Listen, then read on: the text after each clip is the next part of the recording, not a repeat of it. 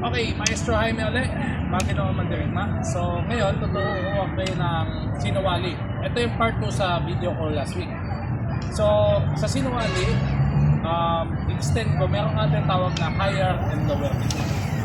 So, kung ito ginagawa nyo, ito yung nakikita nyo sa sulahan, taas baba.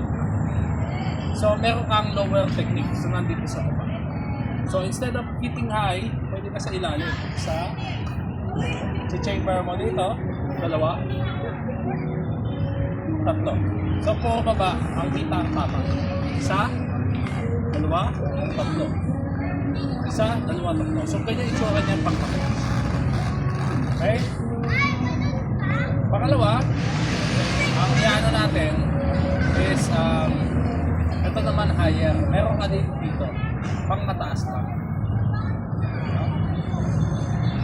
Pwede kang taas baba, taas lang, o pwede ka sa baba.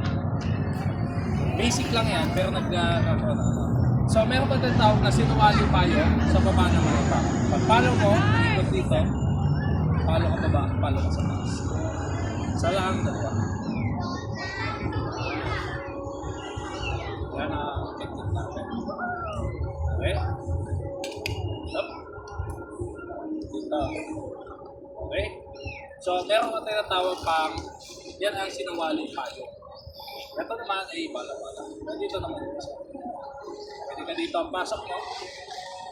Yan ang basic. Pag palo mo dito, lalagay mo lang dito, tapos papalo mo sa papatas. Ulitin mo sa kabila, gano'n lang din.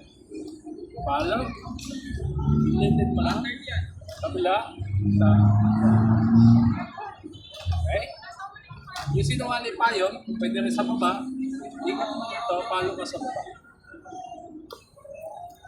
Ito yung ginawa natin last week sa taas.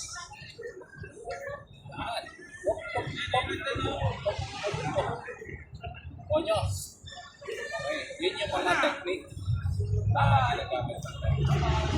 So yan ang sinuwali part 2. So yan yung for double basket. So stay tuned para sa aming susunod na technique. Okay. Ayan.